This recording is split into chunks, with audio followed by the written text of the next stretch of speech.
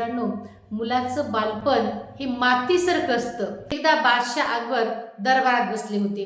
अचानक त्यांनी एक प्रश्न विचारला, बिरबल सांग बरं, माणूस चांगला कसा बनतो? जन्मता की संगतीमुळे तो चांगला बनतो?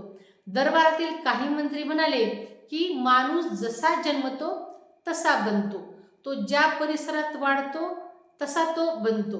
बिरबल त्यावर हसला आणि म्हणाला, जहापना, माणूस जन्माने नाही तर संगतीने घडतो आणि बिघडतो. अकबर म्हणाले, पुरावा आहे का तुझ्याकडं?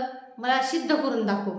बिरबल दुसऱ्या दिवशी 2 मातीची भांडी घेऊन दरबारामध्ये हजर झाला.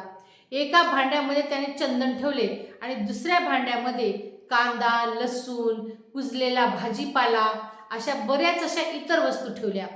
काही वेळाने त्याने दोन्ही भांडी बादशाहासमोर रिकामी केली आणि बादशाहाला वास घ्यायला दिली. पहिल्या भांड्यातून चंदनाचा अतिशय सुगंध येत होता आणि दुसऱ्या भांड्यातून दुर्गंध येत होता. अकबर म्हणाले, हे साहजिकच आहे. त्यावर बिरबल नम्रपणे म्हणाला, जहापना, भांडी तीच आहेत, पण त्यात काय ठेवलंय यावर त्याचा सुगंध किंवा वास अवलंबून आहे. तसंच मुलांचं मन असतं, ते मातीच्या भांड्यासारखं असतं. त्यात चांगले विचार, संस्कार, प्रेम ठेवलं तर सुगंधी आयुष्य घडत असतं.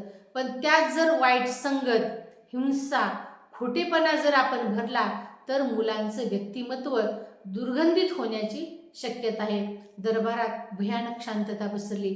तेव्हा अकबर हसून म्हणाले, बिरबल, आज तू आम्हाला मोठा धडा दिलास.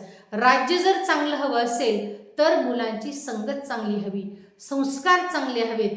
यावरून मंडळी हेच लक्षात येते की आपण मुलांना वाईट संगतीमध्ये न ठेवता, त्यांच्यावर वाईट गोष्टींचा विळखा न होऊ देता चांगले संस्कार घडवणं अत्यंत आवश्यक आहे. मूल जन्मता वाईट नसतात. संगत, वातावरण, समाज त्यांना घडवतो. पालक आणि समाज दोघेही मुलांच्या मनाच्या भांड्यात काय भरतात याची जबाबदारी घ्यायला हवी. धन्यवाद.